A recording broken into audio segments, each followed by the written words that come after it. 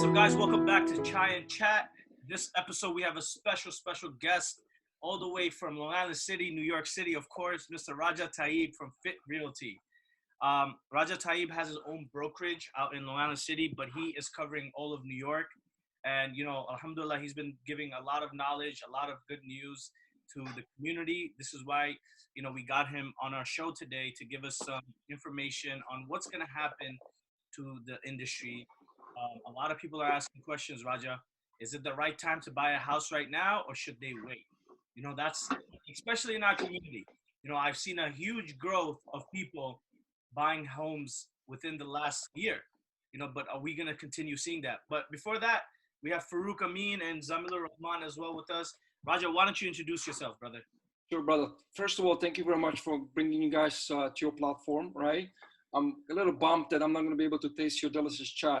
I've seen you making the chai, so I hope for a second round one day, you know? I make good chai. Just getting a water now.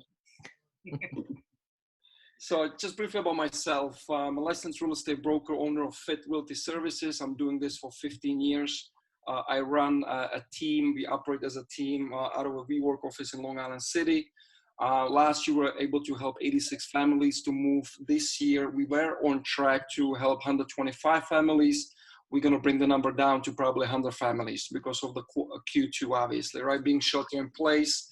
And us, even though we are deemed essential, we can go out in person showings. So it's much more difficult to sell homes now when you can actually go out and show the property, right? So we had to pivot and adapt to the new norm, and we start doing a lot of things virtually.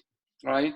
So we're turning into a virtual pre-purchase consultations, virtual showings, virtual pre-approval letters, right? And it's what we're doing right now, right? Very simple Zoom conference where we bring a banker, we bring the buyer, we educate them, first of all, on their affordability, because to us, the most important thing is always, what is it you can afford? Where do you feel comfortable, right? What's your affordable, comfortable monthly payment? So we bring the banker, we look at the buyer's strength, we break down their affordability, and then we educate the buyer on the market conditions, right? What's been selling, what's going in contract, we show it them on the map, you know, where's the closest transportation, how, you know, long will it take them to get to work, school district and everything. So we can actually do it, you know, very nicely virtually. It's not the same. Obviously, you can build the rapport and the trust via video as you would do it in person, but it's still doable. But the biggest, yes, go ahead, brother. So basically, for my apartment, I can sit here, buy a house, and by the time I leave and everything is over, I move into my new place.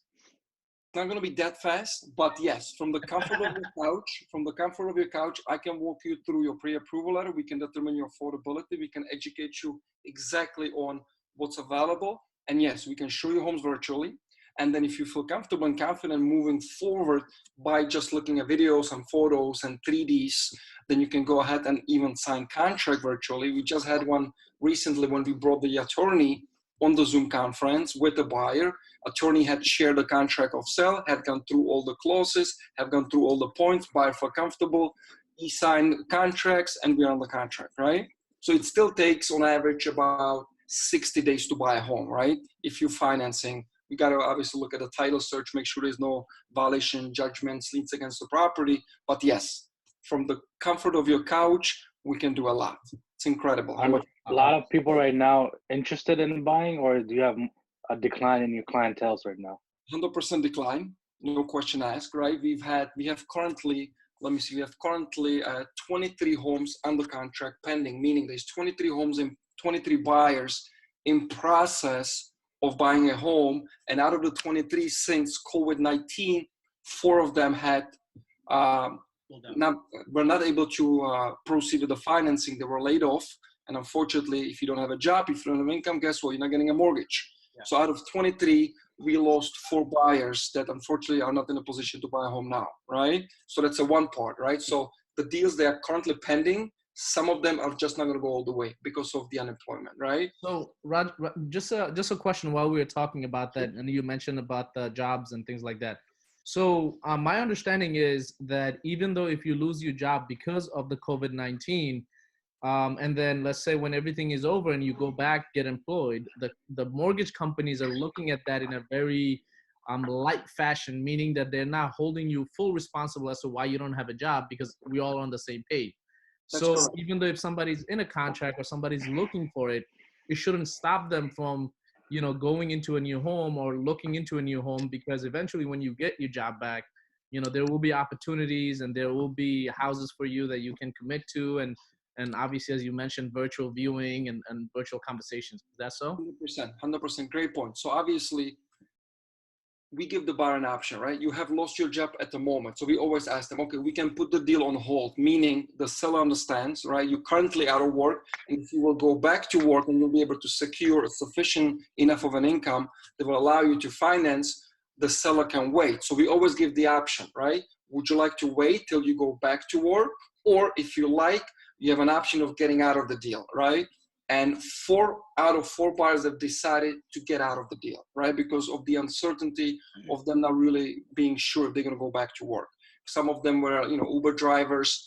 Some of them were working the restaurant business, hotel business, right? So they just did not feel comfortable. So we're not here to pressure anybody to buy a property, right? We just want to give you options. And it was a great point for these are the options. If you know for sure you'll go back to work and you'll have the same income, you have no issues because the seller will wait. It's not like the seller's going nowhere, right? It's understandable taking consideration the situation. So great point, for sure. So there's the banks are definitely lenient and they understand that, okay, you out of work for now, but you'll be going back to work. Yes. So it depends on the buyer. What about the prices of the properties right now? Like, that's the hard question. That's like, is there gonna be? I just want to say, you know, as a business person, you know, I just want to say the way you're running and you pivoted the business is great. I think you have already adopted and changed a lot of things to set in place for COVID-19, which is amazing. And, you know, alhamdulillah, is really good. Good to hear that. Alhamdulillah. Yeah, you know, I took about a week. I was just home, you know, and just chilling. And then I was like, okay, so it's not going to go like this anymore. So we had to really pivot and we had to adapt to the new norms. And we've been very busy, thank God. No complaints.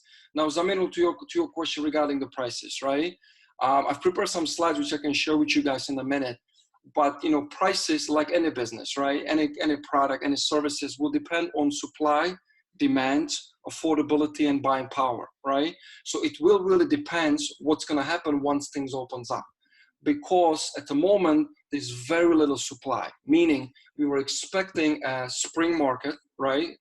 End of March, beginning of April. Usually that's where we get a lot of properties on the market. That didn't happen, right? The sellers have decided not to put the property on the market, which is understandable, right? Therefore, we've got no supply, right? And the demand, it's been always very, very high. Like, you know, we do most of our business in Queens and Nassau County. So these are hot spots, right? Mm-hmm. The demand will always greater than the supply. So we shall find out, right? Secondly, it will depend on the rates. And the interest rates at the moment are very, very low, right? You can get 15-year fixed in high 2s, and you can get 30-year fixed in low 3s, right? So it's very, very affordable to buy a property.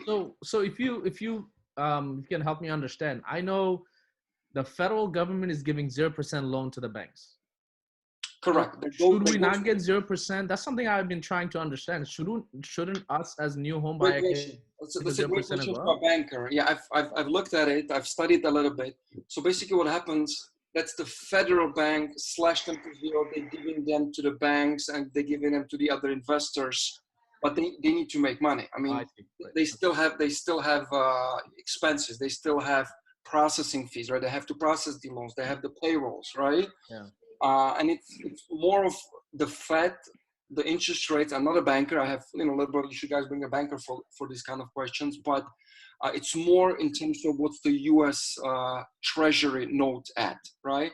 So the rates are definitely super low. There's no question asked. I'll give you an example. Like right now, we just got an offer on a property today in Jamaica, right? So things are still happening. Things are still moving. And I tell my buyers, look, are you in a position to buy a home? Meaning, do you have an employment?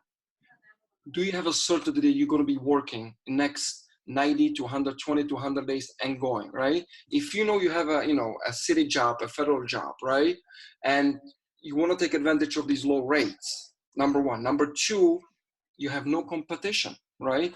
Mostly in Queens, every property is sold with multiple offer situation, meaning there were more buyers interested in buying the home than one. Now you have no competition. Right now you have the luxury of going and looking at homes, and you're competing maybe only with 1 or 2 rather than with 10, right? Number 2. Number 3, the sellers are a little more flexible, right? The sellers, they're really motivated. The sellers, they have vacant apartments. The sellers, they're relocating, downsizing, right? Moving to their family. They're motivated more now than ever, right? So you have motivated sellers, you have no competition, and you have low rates. For someone who's in a position to buy a home, I personally believe now is the time, right? The best time, right? Not when the market opens and you're going to have thousands of buyers coming in the market, right? And you're going to have sellers feeling more confident about the pricing. So I personally believe the time is now. And also, like, I feel if you, like you mentioned, if you have employment, the bank, because of everything that's going on, they are looking to give a loan out. They are looking to, secure additional investment. I'm sure that if you have it, you fall in those categories, you can easily get a really, really good, interest loan. And is this the lowest interest you have seen, or is this somewhere in the list? It's the lowest. It's the lowest in like almost 55 years. I mean, they're hovering, very volatile, right? They go up and down. They open up at something and they close at something, but they're very, very low. Very, very low. So we always believe, look, when I sit down with a first time home buyer, with an investor, let's forget about the rate. Let's forget about the price of the property. Let's focus on what's the most important, and that's your monthly payment. So let's make sure we put you in a property that's affordable to you, right? Don't exceed your affordable monthly payments. As long as you can afford a monthly payment comfortably, you're good to go, because the values eventually will always increase, especially in New York City or Long Island, right? Yeah. So when I look at it, I'm going to put a scenario, because I feel like that's kind of where a lot of us fall in, that I know in a group. You had a job, right? Due to the COVID, you're no longer going to your work, but under the PPP, and I'm sure you guys heard, the government is approving another, I think, $500 billion. Under the PPP, my employer keep on paying me, so I'm not unemployed. I'm receiving my paycheck.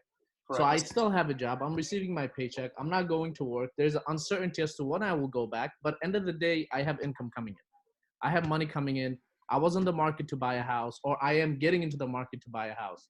So this would be a great time for you to move forward with those steps, trying to see, I guess in terms of, whereas previously you can see 1 or 2 houses in a day driving around. Now you can see 5, 6, 10. You probably send a link of multiple houses, look at virtual tours and things like that. And it's much easier in the process. You're able to do the research. Nobody's pushing you. You're not like the in-presence pressure, like, oh, listen, you have to give me an answer now. You're on a virtual call. So there's no pressure there. But this is a great time with the lowest rate. And even, for us, looking into different house through the virtual process that you have in place. What's your website that people can look at, if the houses, or what are some resources available? Very simple. FIT realtyservices.com. And you can go to my company Facebook page as well, which is fitrealtyservices.com. Just to elaborate on the PPP, right? It is a great program, right? But it's not really available yet, right? I'm a small business owner. I have applied for it myself, right? And I'm still waiting. And then I applied for it right away. And then I applied for it through my CPA, who had a connection with a smaller bank, right? Who had a relationship. And I still didn't get the application, right? And I'm still waiting as of now. And we will shelter in place now for good, 4 or 5 weeks in New York City? I don't even know. For me, it's like Sunday every day. I think it's a little over 5 weeks since I closed the office, right? So the PPP is great for us as small business owners, that we can keep our employees on the payroll, right? But if you're buying a home, right, that's the biggest single investment anyone's going to make, right? So I think the fear and the anxiety, right, doesn't really help. So I think somebody who's got like a federal job or a city job, who's fully still working and still getting the same salary, right? I think it's a great time for those peeps. But those peeps, they hoping to get the PPP and hoping to stay on the payroll, it might be a little tough, because a lot of these small businesses, they might not make it. Yeah. Right? A lot of these small businesses, they did not get the PPP, right? It gone through the big corporations, big food chains, right? A lot of people did not get it. I mean, now they open it for 1099s as well. Let's see what happens. It's going to be a good temporary help, right, for us as a small business owners. But I don't think it's going to make a tremendous difference for someone to go and buy a home off of that. So the banks right now, like for loans and everything like that, are they being a little more lenient towards it, or is there still the same strict way that there's different criteria you got to meet? So good question, brother. It's actually more strict now than before, because you've got to understand now the banks are investors, correct? They're investing money along with the buyer. So the banks have to be more cautious now, because now they don't know how long this particular buyer is going to have a job, right? So they actually become more strict. For instance, last week, Chase announced that they will only provide financing for people with 20% down payment and a FICO score of 700, which is very, very conservative, right? So banks are definitely getting more strict. A lot of small banks have closed, right? A lot of loan programs out there for self-employed, when they did not have to show an income, right? Something we call a stated income. Those programs are no longer available, right? So banks are definitely becoming way more strict, which is a good thing. And especially you've got to understand one thing, right? Now, if we know that you don't have to pay the mortgage for 90 days, banks are thinking twice. Okay, we're going to give a mortgage to a buyer. Now the buyer is not going to pay for 90 days or maybe more, right? So they're very, very conservative. So with that, what you mentioned with the 90 days, because that seems to also be some unclarity in terms of, do I pay my mortgage? Do I not pay my mortgage? Yeah, I hear it all the time. I got those calls at the beginning when they announce it all the time. So first of all, you're not getting a free ride, right? Right. It's being postponed, meaning they're going to just postpone the payment. So every single person who's got a mortgage, and first of all, if you're not in position to pay your mortgage, yes, you deserve it, right? But if you're still working, why would you be delaying your payment, right? Doesn't make any sense. So it's not for everybody. If you're still at work, continue paying your mortgage.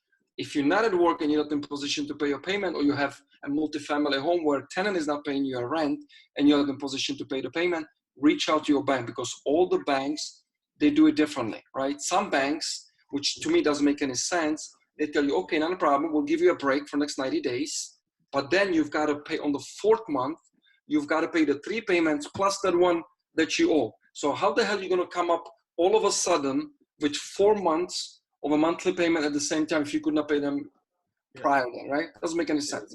Some banks, the right way to do it, put them at the end, right? Put them at the end of the loan. Extend it another 3 months.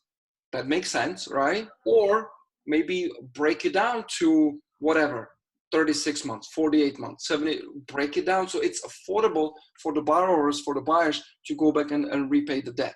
But it's not a free ride. People think it's a free ride. They don't have to pay a mortgage. And I've heard some tenants like, oh, I don't have to pay rent now because you don't have to pay a mortgage. Heard that a lot of times. Yeah. Very unfortunate. Very, very unfortunate. So in terms of that 90-day, I did, like, for my own family, what the bank advised us is to apply for hardship, do an application, and once the 90 days over, they'll review, either they will add it to the loan or they will do different kind of modification. So would you recommend for individuals to seek to with their individual banks, see if they should apply for modification, they should continue paying? Like, is there any guidance? Because I tell you something, no matter what I researched, no matter who I spoke to, there is no clear instruction as to what we should do. Should we, make the minimum? Bottom line, it's based on your financial situation, right? If you are working and you having the same income, why wouldn't you pay a mortgage, right? If you have, on the other hand, if you have lost your job and you're not in position to pay the mortgage, or you have a multifamily home where you have a tenant or 2 or 3, they're not paying you, and you're not in a position to pay the mortgage, you rather consume your funds for basic needs as food and whatever, then you should not pay the mortgage, right? So it really comes down to your financial ability to pay the mortgage. So I personally believe if you're working and you continue working, you should go ahead and pay a mortgage. There's a lot of people out there, they got stimulus packages, right? Thousands of dollars, and they still at work. They still continue receiving the same income. Now they get a bonus, right? So I believe you should continue paying a mortgage if you're still at work and you have an income. But if you're not in a position, obviously, reach out to your bank and see what the best options are. But be very careful, because what you said, the modification, what happens if you cannot pay in 90 days and then you cannot pay on the 120th day, then you might have to modify a loan, right? Because now you're delinquent for 90 days. Now the bank can actually file, list pendants against you, and you might have to modify the mortgage. Got it. So definitely, you know, make sure you clear. Make sure you read the application and have somebody help you if you don't understand it. Got it. So Awesome. once we open up again, So go ahead. is there like, do you expect like how long this will affect us in the long term of real estate? Like, will there be a ripple effect for like a couple of years, or will it be a ripple effect No, for I a couple doubt it. months? I doubt it. I don't think so. Look, we've been showing homes now during COVID, right?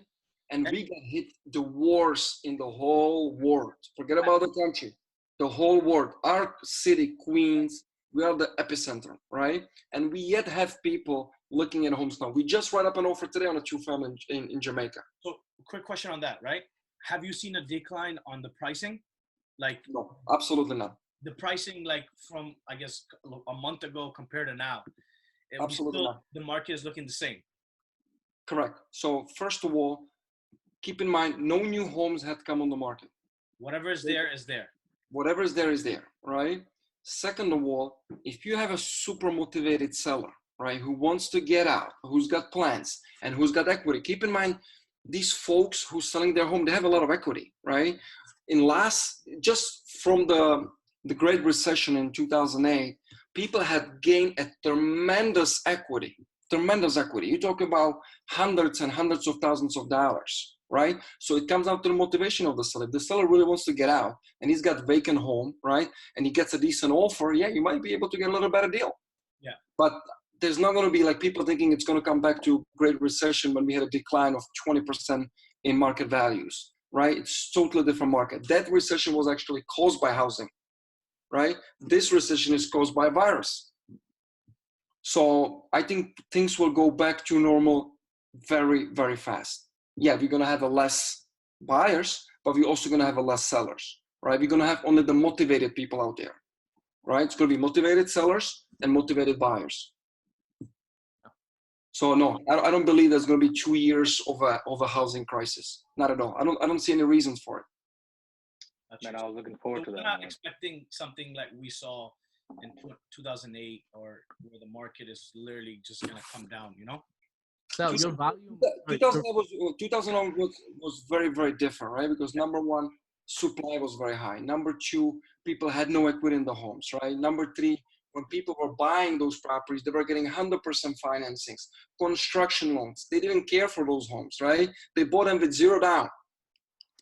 It's very easy to let go of a home that's a zero down, that you didn't put any skin in the game, rather than if I have now equity of $300,000-$400,000, right? So it's just a totally different market than, you know, the Great Recession of 2008. Gotcha. And I know you mentioned you had some slideshow for us too. I know we had like tons of questions. These questions I got plenty of slides to elaborate, just to show. You want me to go through those real quick? Yeah. Feel free. Perfect. So I'll just share my screen, okay? Yes. Can you guys see it? Yes. Yep. Yes. Perfect. So the first slide is, I'm just going to minimize myself and you guys. Hang on 1 second. Perfect. So when is the economy going to recover, right? And again, these are all reports I get from an experts, right? So Goldman Sachs, JP Morgan, Morgan Stanley, obviously GDP, it's going to go down for the first 2 quarters. We're expecting something that's called a V-type recovery, basically a sharp down, right? And sharp up when everything opens up, right? Because the economy is obviously on pause. There's no spendings, everything is closed. All the businesses are closed. There's no spending, right? So we're expecting a sharp down and sharp up, right? I look at the reports yesterday. They're saying it's going to be either a V or possibly a V with a little U, right? Gotcha. Again, it will depend how quickly we can open up businesses, how quickly people can go back to work, how quickly can people go out and start spending money, right? And as of this present moment that we're doing the recording and this month, we're in Q2. So we're kind of already at that dip. Absolutely, of course, because look, nothing is happening. Imagine people not spending money, right? I haven't gone out and eat a meal out of my favorite spots in the last 5 weeks. Panera Bread. Yeah, you know that. So imagine that if I eat a meal a day and it's 35 days, that's 35 meals they gone. Yeah. Right. Next, it's worth looking back at the history. the potential impacts of COVID-19. So basically, this is showing you that all the other epidemics, as SARS and the Hong Kong flu and the Spanish flu and the Asian flu, they all had V type of recovery. This is a report from Harvard Business Review, right? So all the flus, they follow with the V type of recovery. Now, are we going into a recession? I believe we are in a recession, okay? Now, with the exception of two recessions, which was the Great Recession, which we talked about, and the Gulf War recession in 1991, all the other recessions had actually resulted in house prices increasing, right? So from 1975 to 2020, we're talking about 45 years, only two recessions that resulted in a drop of prices.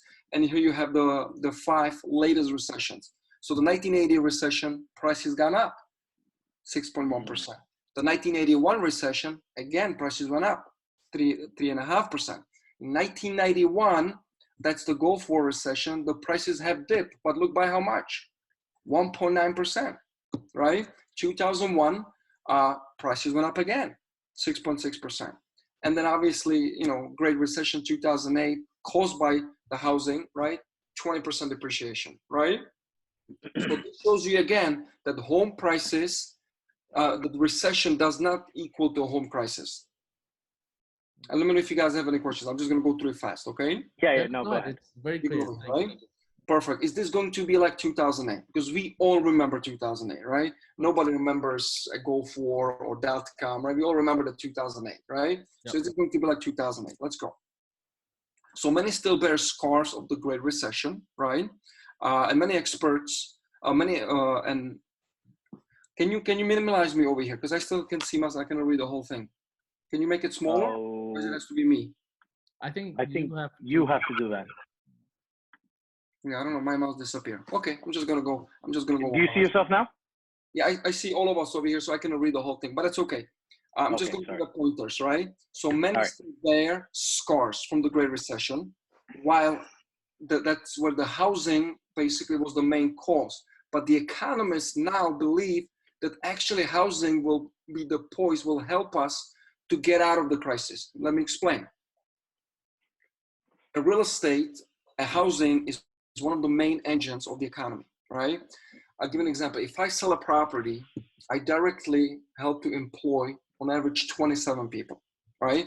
Bankers, inspectors, processors, underwriters, home insurance brokers, title closers, right? Contractors, I can go on and on and on, right? So by selling a one property, we actually help 27 people get a job, right? So the economists believe that 2008 Great Recession was caused by housing, while housing now will help us to get out of it, okay? Does that make sense? Yes. Yeah. Next one, now we're comparing the Great Recession, right? So the stock market, the S&P 500 had corrected by whooping 50%. And then you see the prices declining over the 3 years, right? 4.6, 10, and 4.1%, right? That was the decline caused by the housing. Now, the experts are actually comparing this crisis to the 9/11, right? And what 9/11 has in common with what's happening today is that this shock has also generated fear, anxiety, right? Among the general public, right? People, they avoid crowds. And, like back then, people believe there's going to be another terrorist attack. People now don't want to go out because they don't want to get sick, right? And the same parts of the economy are under pressure. The airlines, the leisure, the hospitality, the restaurants, the entertainment, right?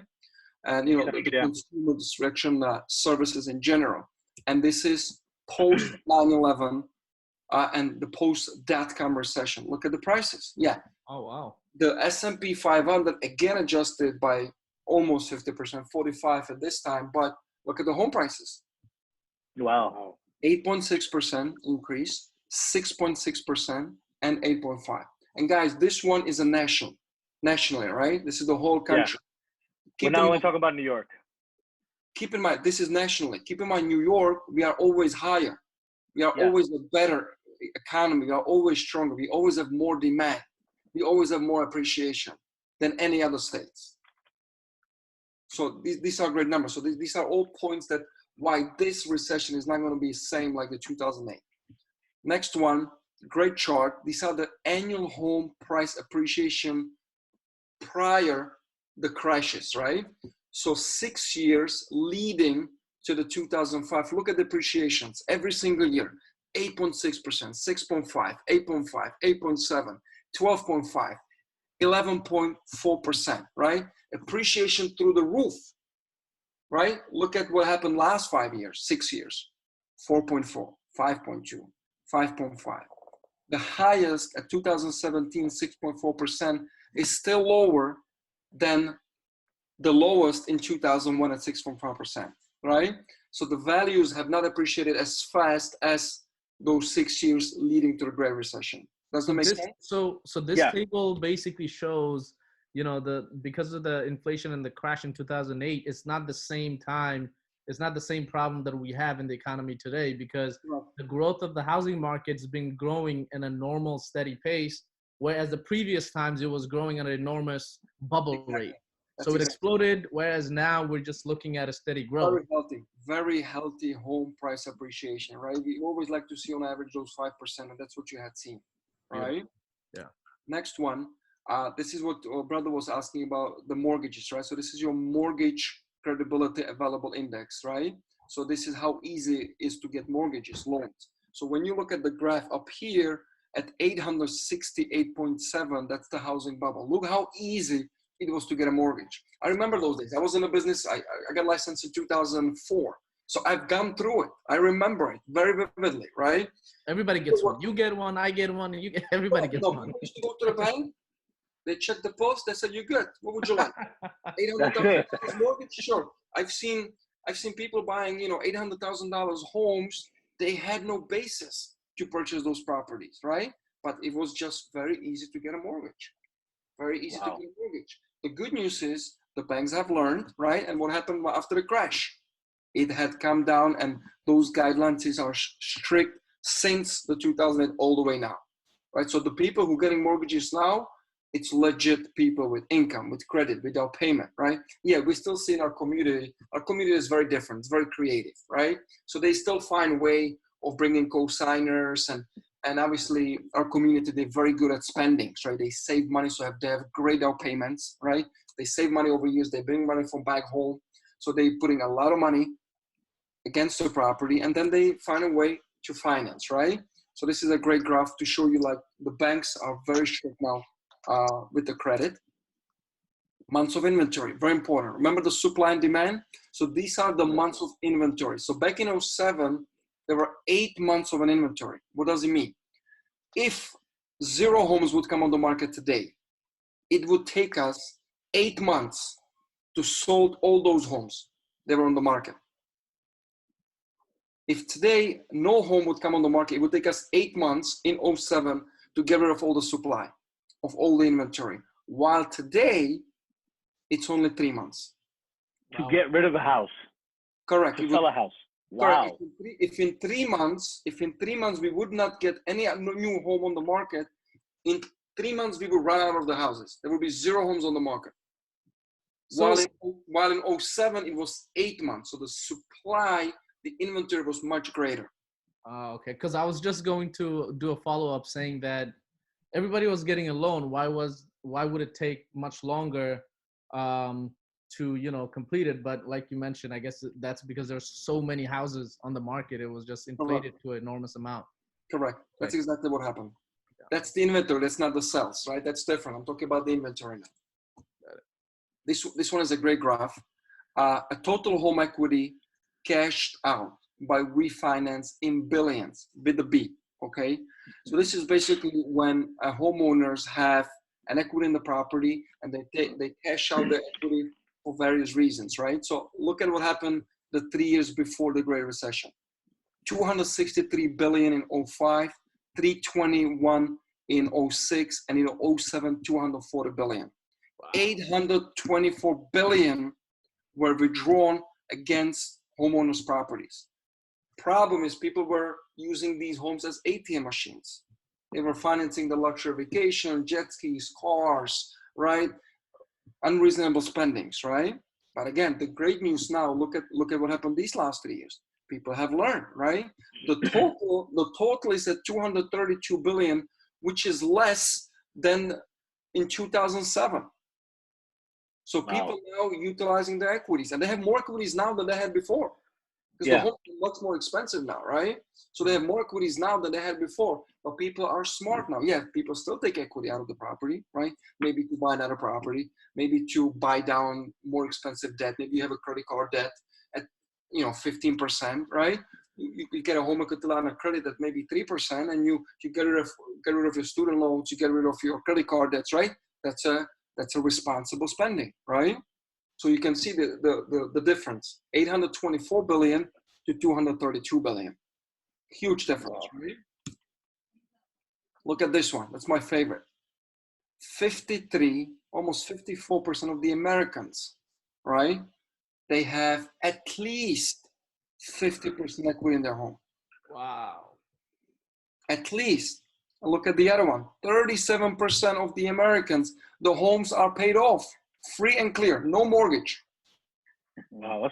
So why would we crash? Why would homeowners, be crashing? They've got so much equity in the property. So even though if the market hypothetically, let's say, would come down 10, 15, 20%, they still got plenty of equity. Yeah. Right? And then 26%, they have, I cannot read out, I cannot see. 50% equity. 50%. At least 50% equity. Right? Great numbers. Also, very nice findings, the percent of median income needed to purchase a medium price home. So in 2006, a family annual income, or the purchaser's annual income, was 25.4%, while today it's only 14.8%.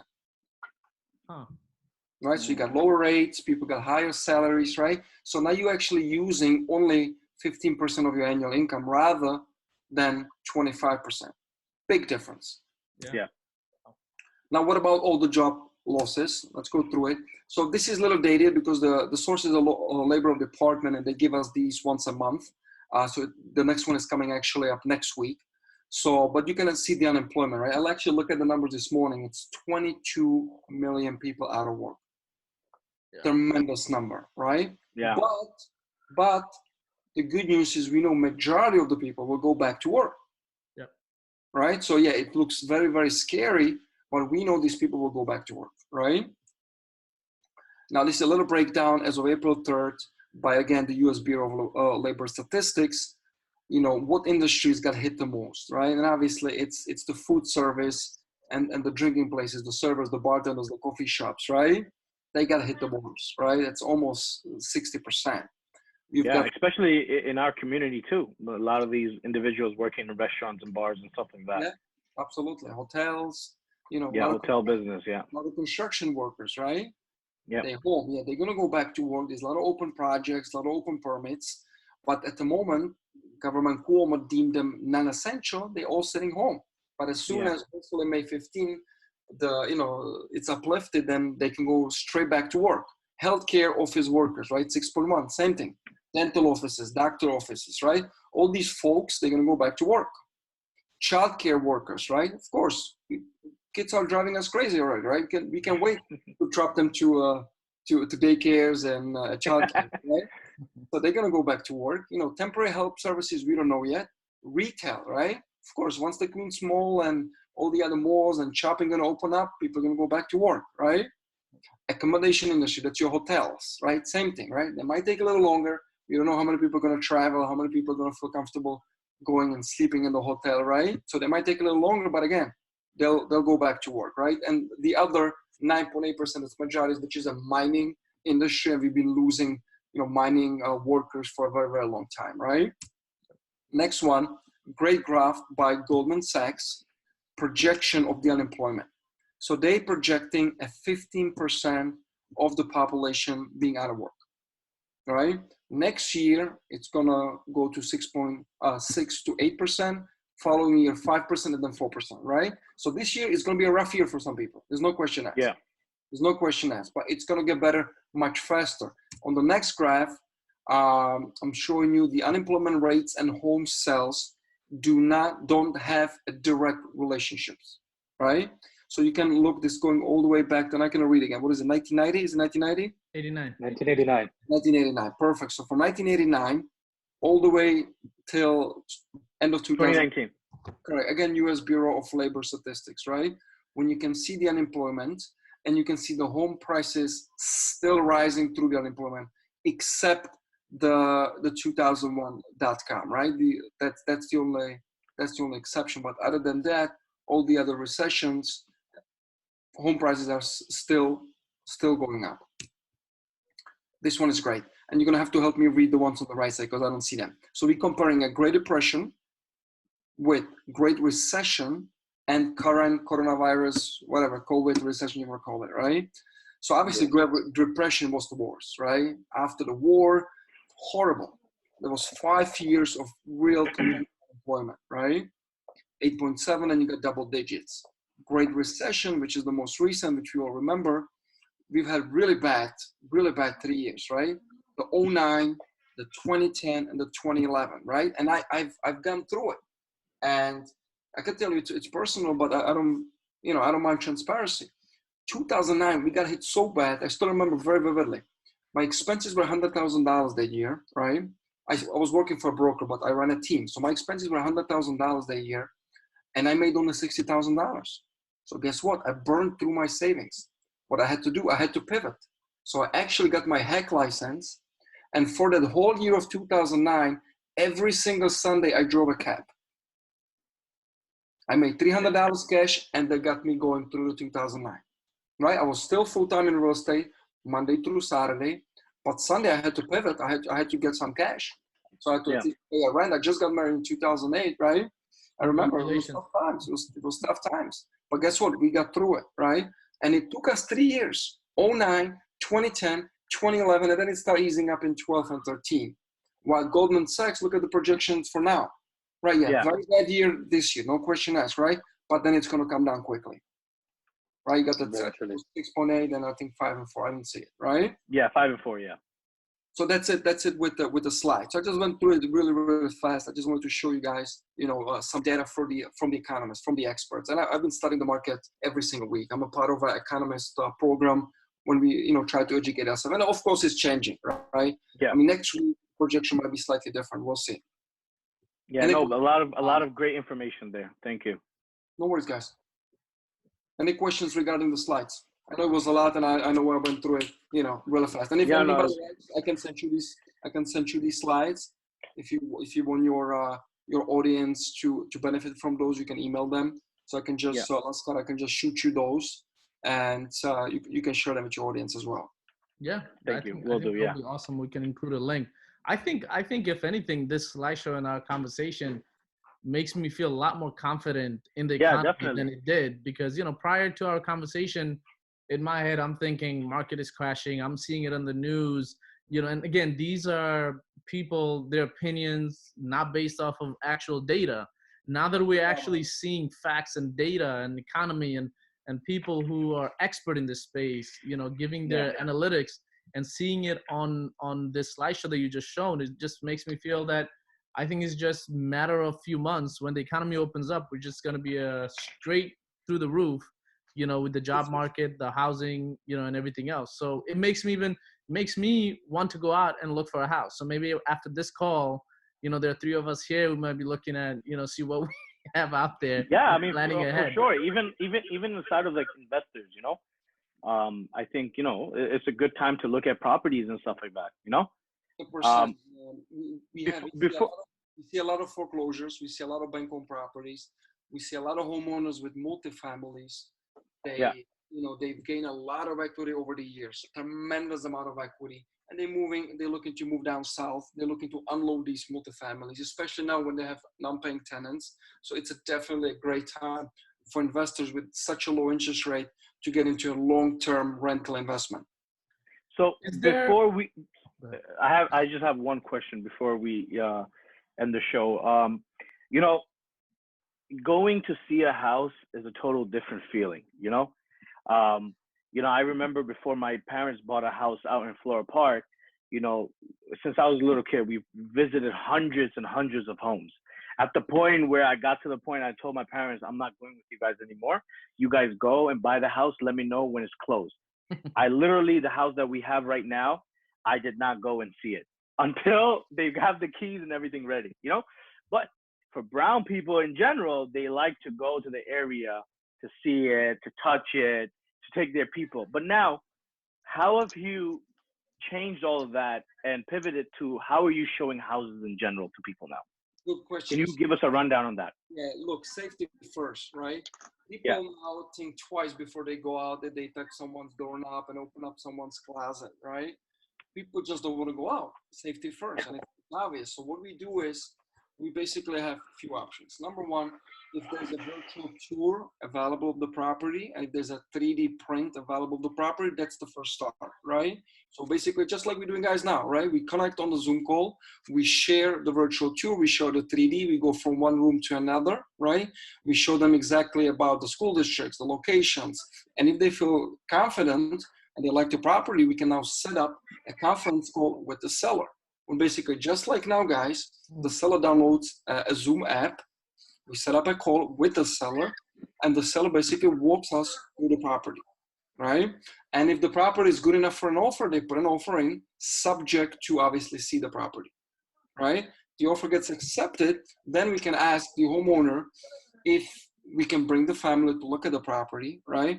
Look, for investors, it's different. An investor, like I bought properties myself. It's just about the money and the numbers. Correct. As an investor, you know, I've looked at properties and I bought properties without even seeing them physically, right? Because it's numbers game, right? Yeah. But for a first-time home buyer who's buying their first home, it's understandable that they want to go see the home in person, right? So what we can do is after, you know, the offer gets accepted, then we can set up an appointment for them to see it in person. And again, precautious, mask, gloves, hand sanitizer, booties, right? We can ask the homeowner to step out of the home for everybody's comfort, and they can go ahead and actually take a look at the property. Like I myself cannot go in person to show the property.